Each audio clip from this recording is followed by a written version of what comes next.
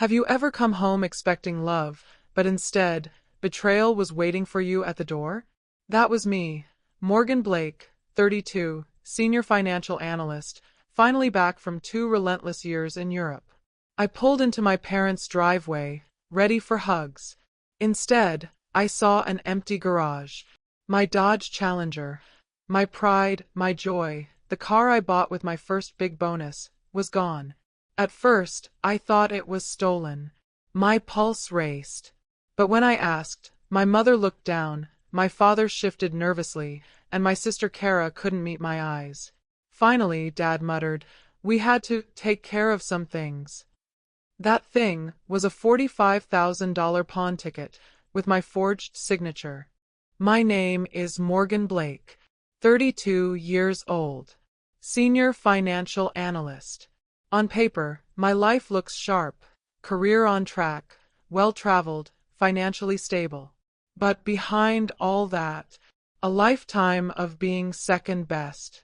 I grew up in a small Illinois suburb, in a modest 2-story house with a white picket fence that always needed repainting. To outsiders, we looked like the picture-perfect American family. Hard-working parents, 2 daughters, laughter at the dinner table. But inside those walls, the balance was never equal. There was Kara, my younger sister, 4 years my junior. To my parents, Kara was light, sparkle, possibility. To me, she was the storm that always swallowed the room. Blonde, bubbly, charming, she could talk her way out of anything. Teachers adored her, neighbors spoiled her, and my parents? They worshipped her. I was different. I was the serious one, the one with straight A's, the one who stayed up late with textbooks while Kara skipped class for football games. My parents used to call me responsible in that tone that felt more like an insult than a compliment. And here's where it began. On my 10th birthday, I unwrapped a plain pair of sneakers. "They're sturdy," Mom said. "Practical." Kara, only 6 at the time, got a brand new Barbie dream house on my birthday. My parents said she had begged for it, and they didn't want to disappoint her. At 16, when I earned a scholarship for summer courses at Northwestern, I asked if they could help with bus fare. Dad shook his head, muttering about money being tight. That same month, they bought Kara a second-hand convertible for her sweet 16. "Every girl deserves a car at that age," Mom said, hugging her. I watched from the porch with my bus pass in hand. College was no different. I worked 2 jobs, bartending at night, tutoring by day, just to keep afloat. Meanwhile, Kara's tuition was handled. When I asked how, Mom just said, "Don't worry about it. Focus on yourself." Only years later did I realize I had been the one funneling part of my scholarship refunds into the family account, while my parents quietly routed more money toward Kara. But you know what? I told myself it was okay. That maybe I was stronger. That maybe the universe had given me grit while Kara got ease. I clung to the belief that my parents loved us equally, just differently. Even holidays reinforced the hierarchy. On Christmas mornings, Kara's pile of gifts stretched across the living room. Shiny electronics, designer bags, new jewelry. Mine. A practical winter coat. "You need it more," Mom would say with a smile, as if practicality was love. Through it all, I swallowed the jealousy, buried the bitterness. I convinced myself that being overlooked meant I was independent, that it made me tougher. By my late 20s, I had built a name for myself. While Kara bounced between dream businesses and short-lived ventures, photography, handmade jewelry, an online boutique that tanked after 3 months, I was working 80-hour weeks at a top firm in Chicago. My bosses respected me. My paycheck was mine. But back home, none of it mattered. To my parents, Kara was still the chosen one. They celebrated her smallest wins, a new Instagram follower, a boutique pop-up at the farmer's market, as if she had won an Olympic medal. When I got promoted to senior analyst, Mom's only reply was, "That's nice, honey." But Kara just signed her first vendor contract. It was exhausting. Still, I played the role of the good daughter. I sent money home when they said bills were tight. I paid for repairs when the roof leaked. I even covered Kara's credit card debt once, believing her promise that she'd pay me back when the boutique takes off. Spoiler alert, it never did. And yet, deep down, a part of me hoped that one day they would see me. That one day, all the sacrifices, all the quiet contributions, all the nights I stayed awake working while Kara dreamed big and failed bigger, would matter. I held on to that hope for 32 years, until the day I came home from Europe, expecting hugs, and instead found betrayal sitting in my parents' driveway like an ambush. My challenger, the one thing in this world that felt like mine, that represented my success, was gone. And when the truth unraveled, I realized something brutal. I had never been a daughter in their eyes. I had always been the safety net, the backup plan, the wallet. And that was the moment the responsible one finally snapped. The night I discovered the truth still feels like a fever dream, half rage, half heartbreak. I stood in the living room, holding the crumpled pawn ticket in my hands. My name was scrawled across the bottom, but I knew my own signature. And this wasn't it. You forged my name, I said, my voice trembling. No one moved. My mother fiddled with her bracelet, my father stared at the floor, and Kara, my brilliant golden little sister, bit her lip like a teenager caught sneaking in after curfew. Finally, Dad muttered, "It wasn't like that. Not like that." I snapped, shoving the ticket in his face. "It's exactly like that. This is fraud. This is a felony." Mom reached out, her voice syrupy, pleading. "Morgan, sweetheart, you don't understand. Kara needed help." And then Kara spoke. Not with shame. Not with remorse. With entitlement. "I just needed some seed money for my business. It was going to be temporary.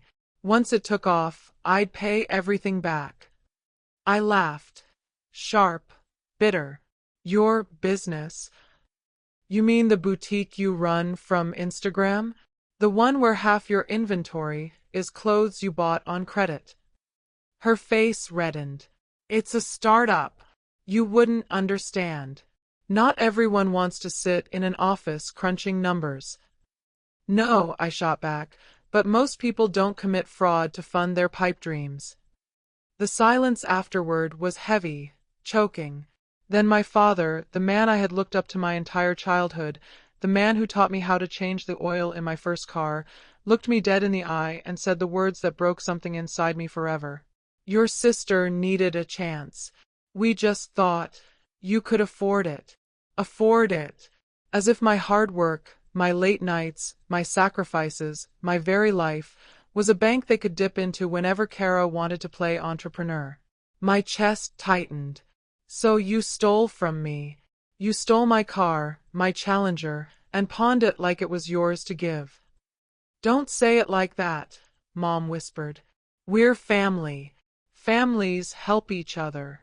"No," I hissed. "Families don't lie. Families don't forge signatures. Families don't stab each other in the back and call it love." Kara rolled her eyes, defiant even in the face of her crime. "God, Morgan, stop being so dramatic. You act like you've never made sacrifices. This is just money. Just money. My car. My signature. My trust. All boiled down to just money." I stepped closer, staring her down. "Where is it, Kara? Where's the 45,000? Did you even put a single dollar into that so-called startup?" She faltered, then looked away. And in that tiny hesitation, I saw the truth. The money was gone. I pressed harder. "What did you spend it on?" Her silence spoke louder than words, but my mother cracked first. She had expenses. The BMW. Rent. The photo equipment. I cut her off. "So the car, the clothes, the vacations on your Instagram, that's where it went. Not a business. Just your lifestyle. Kara snapped back. So what if I wanted a life? You think people respect me when I show up driving junk? You think I should live like some nobody while I what? Work for every single thing I have. My voice shook, but it wasn't from weakness. It was from rage. I built my life. You stole yours. For a long moment, no one spoke.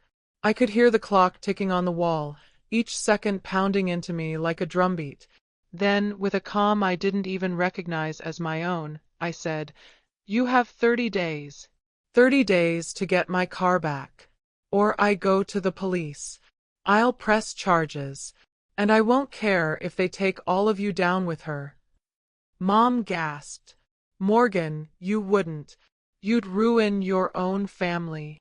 I met her eyes, my voice low, steady. "You already did that. Dad tried to reason. We can figure this out. Just give us some time." "You have time," I said coldly. 30 days. Not a day more. I walked toward the door, my hands still trembling but my resolve iron. Behind me, I heard Kara's voice crack for the first time that night. "You wouldn't actually do it," she called. "You wouldn't turn on us." I turned back, hand on the doorknob. "Watch me." And then I left, because if I stayed another second, I might have shattered into pieces. That was the night the final illusion of family died. The night I realized that love without respect is just manipulation, and that sometimes the only way to survive betrayal is to become someone they never saw coming. After that night, the house I grew up in no longer felt like home. It felt like enemy territory, walls covered in family photos that suddenly looked staged, fake smiles and frames mocking me every time I passed them. But anger has a strange way of sharpening the mind. While my parents and Kara probably thought I'd cool off and let it slide, as I had so many times before, they didn't realize something had shifted inside me. I wasn't their doormat anymore. I wasn't their safety net. I was done. The first step was proof. If I was going to bring them down, or at least make them face what they'd done, I needed evidence. Solid, undeniable evidence. I started with the pawn shop. I walked in one Saturday morning, crisp white blouse, hair pulled back, and asked to see the paperwork tied to my Dodge Challenger. The man behind the counter, greasy-haired with nicotine-stained fingers, gave me a once-over and sighed. "You family of the one who pawned it?" "Something like that," I said, sliding my ID across the counter. "But here's the problem. That's my name on the ticket, and that's not my signature." He hesitated, then pulled out the file. I took photos of everything: the pawn contract, the forged signature, the ID photocopy that clearly wasn't mine. My hands trembled with both fury and satisfaction as I captured each page on my phone. Step 1. Complete. Next came the banks. Kara might think she was clever, but she wasn't subtle. I had her account number from the transfer she begged me to make years ago for college rent. With a little digging and a favor from an old college friend who now worked in compliance, I got a glimpse of her financial situation. It was worse than I thought. Credit cards maxed out. Personal loans unpaid. Thousands spent on designer handbags, luxury hotels, spa retreats. Not a single legitimate investment in her so-called business. And that business? I dug deeper. The LLC she registered was nothing but a shell. No tax filings. No revenue reports. What I did find, though, were whispers: small vendors she owed money to, customers she scammed with fake pre-orders that never shipped. She wasn't just irresponsible. She was a fraud. Every discovery made my plan sharper. This wasn't about just getting my car back anymore. This was about stripping away the golden girl mask my family had built around Kara. They wanted to paint me as the cold, unfeeling sister? Fine. I'd be the villain in their story, because villains get things done. I called a lawyer. A sharp, no-nonsense woman named Rebecca Lee. I laid everything out: photos, bank statements, the forged contract. She listened without interruption, her expression unreadable, until finally she leaned back in her chair and said, "If you file charges, your sister could be facing prison time. Your parents too, for aiding and abetting."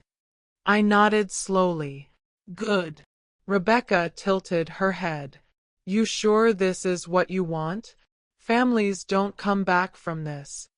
"They weren't my family when they signed my name," I said flatly. "This isn't about revenge. It's about justice." But even as I said it, I knew it was both. We drafted a formal notice: 30 days to repay, or I would press charges. Rebecca would handle the legal side, but I had a different battlefield in mind for the real strike. Because money wasn't their only currency. Reputation mattered, too. Our family was known in the community. My parents were active in church, hosted holiday dinners, played the role of the perfect, tight-knit household. Kara paraded herself online as a budding entrepreneur, posting glossy photos with captions about chasing dreams and hustle culture. It was all a lie, and I would be the one to tear it down. I began collecting witnesses. Old classmates who remembered how Kara borrowed and never paid back. Former friends who invested in her boutique and got burned. Neighbors who saw the new BMW appear in the driveway while Kara cried poor. Piece by piece, I gathered the puzzle until the picture was undeniable. Meanwhile, I started leaving breadcrumbs. A pointed comment here, a raised eyebrow there. I wanted them uneasy. I wanted them to feel the walls closing in before the hammer even dropped. At Sunday dinner, Mom tried to smile like nothing had happened, passing me mashed potatoes with her usual sweetness. But her hands shook. Dad avoided eye contact. Kara barely spoke, scrolling through her phone like she was anywhere but there. Good, I thought. Let them sweat. At night, lying in the guest bedroom of my rented apartment, I mapped out the finale. The confrontation wouldn't just be private. No, I wanted witnesses. Relatives, neighbors, maybe even a few church friends. They deserved to see who Kara really was. The plan was simple: give them the rope, let them tie the noose themselves, and then pull. Every move I made over those weeks was calculated. Every smile was rehearsed. Every polite word a mask. And under it all, the fire of betrayal burned hotter, guiding me toward the day I'd finally flipped the script. Because I wasn't just taking back my car. I was taking back my power. And when the truth came out, it wouldn't just destroy Kara's fantasy life. It would shatter the pedestal my parents had built for her, piece by piece, until nothing remained but the wreckage of their lies. That was the plan. And it was only just beginning. The night I had been waiting for finally came. I sent the invitations out a week earlier. Polite, warm, almost sugary. Let's have a family dinner. Just us. A chance to talk things through. Mom lit up at the idea, replying with exclamation points about healing and finally coming together. Dad sounded relieved.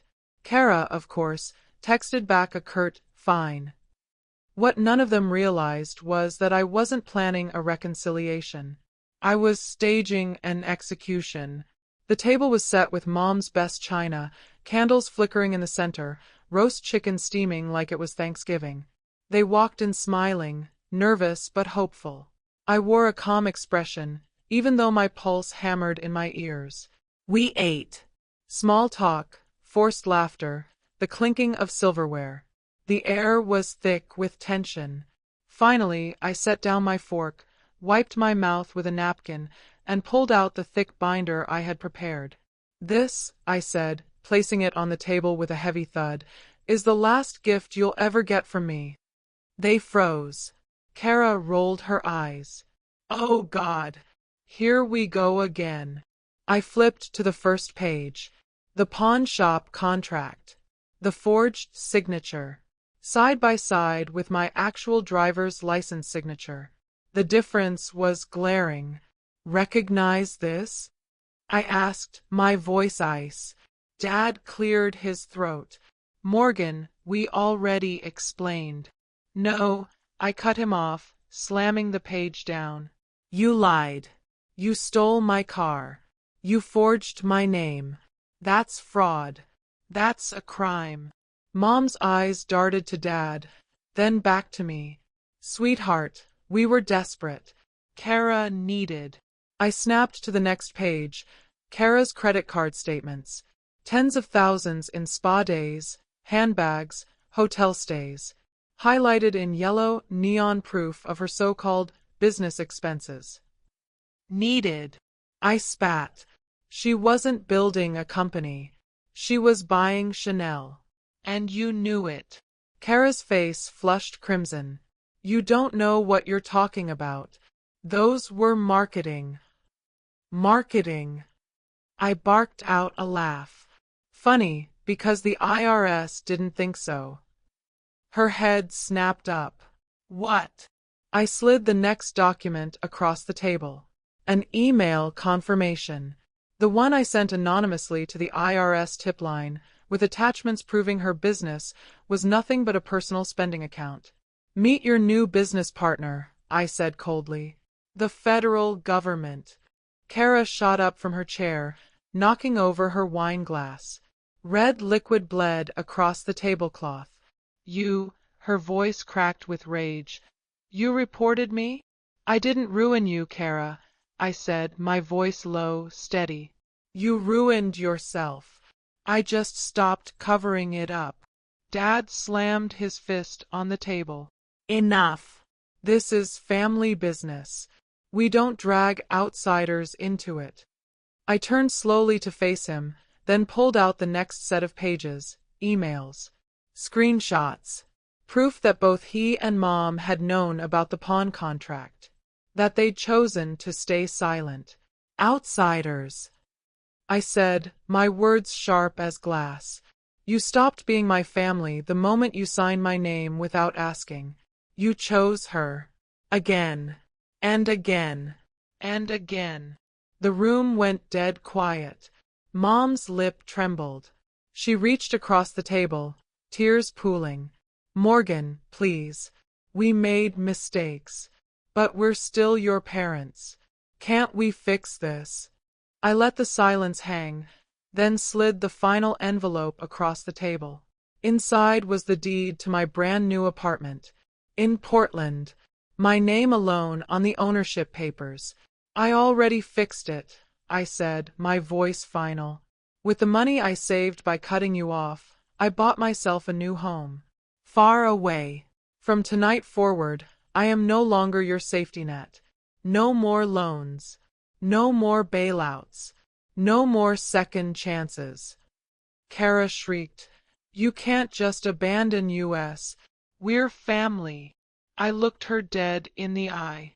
Family doesn't forge your signature. Family doesn't drain you dry while they live like royalty. Family doesn't betray you for a quick fix. Her face contorted with fury, but underneath it, I saw fear. The kind of fear that comes when the mask finally slips and there's nowhere left to hide. Mom sobbed openly now, clinging to Dad's arm. Please, Morgan, don't do this. We'll change. We'll pay you back. I stood, sliding my binder shut. My voice didn't waver. No. You'll live with the consequences of your choices, just like I did for years. Consider this dinner the last supper. With that, I walked out. Behind me, Kara screamed, Dad cursed, Mom begged, but I didn't turn back. I didn't need to. The execution was complete, and for the first time in my life, I wasn't the one bleeding. The fallout was immediate, almost surgical in how swiftly the universe seemed to sharpen its knives. 2 weeks after that dinner, a certified letter arrived at my parents' house. The bank was officially moving forward with foreclosure proceedings. Without my mystery payments to cover what they kept falling behind on, the mortgage collapsed like a house of cards. Mom tried to call me 6 times in a row. I didn't answer. Kara, meanwhile, had bigger problems. The IRS wasted no time. A field audit was initiated, her business accounts frozen. One of her sponsorship contracts, her most lucrative one, sent her a terse termination notice citing misrepresentation of financial records. By the end of the month, 3 more brands followed suit. The empire she had boasted about at every family gathering vanished overnight, leaving her with nothing but debt collectors and a toxic comment section on Instagram. At first, she tried to spin it. "Haters are jealous of my success," she cried on livestream, dabbing at tears with a designer tissue. But her followers weren't buying it. Screenshots of her debts leaked online. The narrative flipped. She wasn't a victim. She was a fraud. Mom and Dad, once so proud to parade Kara as their shining star, now avoided neighbors in the grocery store. Old friends stopped coming around. Shame wrapped around them like a chokehold. And me. While their world burned, mine bloomed. I moved into my sleek new apartment in Portland, glass windows overlooking the city. My new firm gave me a corner office within 3 months, recognizing the sharpness that betrayal had forged in me. My salary soared. I traveled. I laughed. For the first time, my money built my life, not theirs. But the climax came 6 months later, on a rainy Thursday night. My phone buzzed with an unknown number. I almost ignored it, but something in me said to pick up. "Morgan." The voice was cracked, raw. "Kara." I leaned back in my chair, swirling the wine glass in my hand. "Kara." She didn't even try to fake confidence. Her words tumbled out between sobs. I can't do this anymore. The IRS, they froze everything. My accounts are empty. Creditors are calling non-stop. Mom and Dad, they're losing the house. I don't know where to go." I listened in silence, letting her unravel. 4 years, I had been her safety net, her invisible benefactor. But tonight, she was dangling over the edge with no one left to catch her. "Please," she whispered. "You've always been strong. Smarter. You always had everything under control. I'm begging you, just this once, help me." Her desperation might have broken me once. I might have reached into my savings, written a check, saved her again. But not anymore. I took a long sip of wine, savoring the silence before I spoke. "Now you know," I said softly, each word deliberate, "what it feels like to stand on your own." The line went dead silent.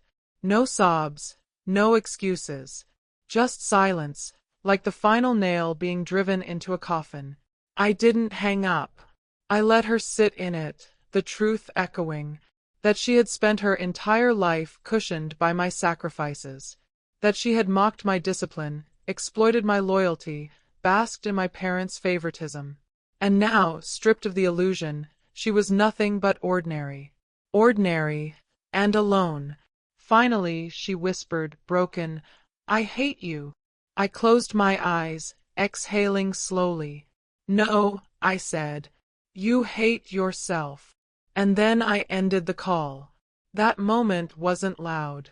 There was no applause, no fireworks. Just a quiet finality. But to me, it was the most satisfying climax imaginable. Because revenge isn't always about destruction.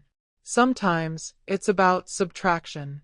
About pulling yourself away and letting people face the abyss they dug themselves into. Kara had finally fallen into hers. And I was free. A year later, on my 33rd birthday, I stood by the floor-to-ceiling windows of my Portland apartment, watching the city lights flicker like constellations come to life. The room behind me was filled with voices and laughter. My colleagues, my friends, my chosen family. They weren't here because of blood. They weren't here because of obligation. They were here because they valued me, because they saw me. As I raised a glass of champagne, someone shouted, "To Morgan!"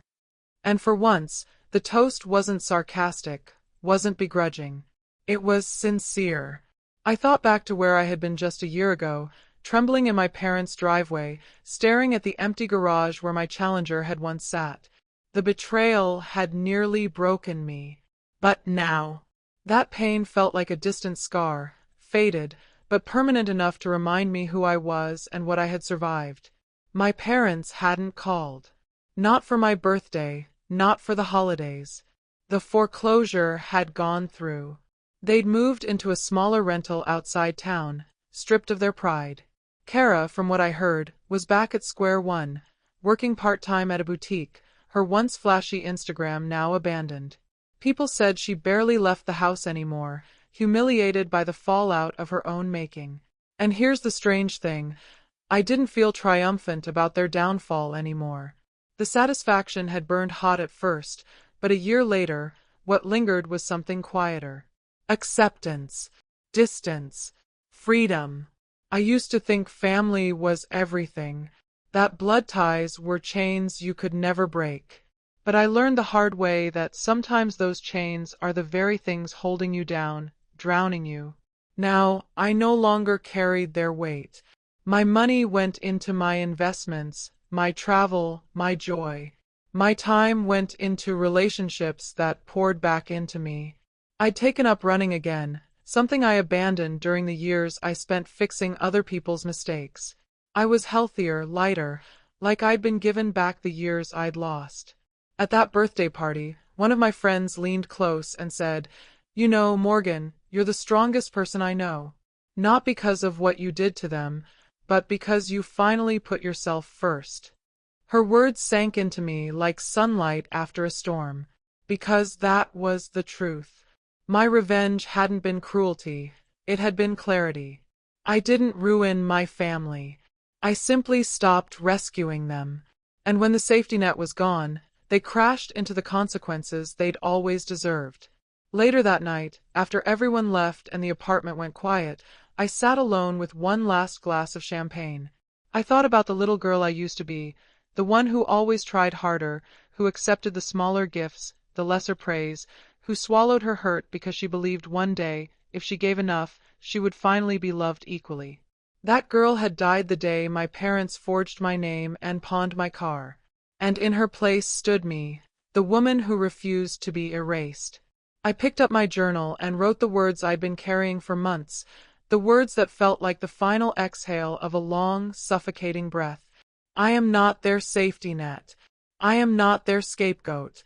I am Morgan Blake, and I finally chose myself. I closed the book, leaned back against the couch, and smiled. For the first time in my life, I wasn't living in the shadow of anyone else's needs, lies, or favoritism. I was living in the light of my own. And that, I realized, was the greatest revenge of all.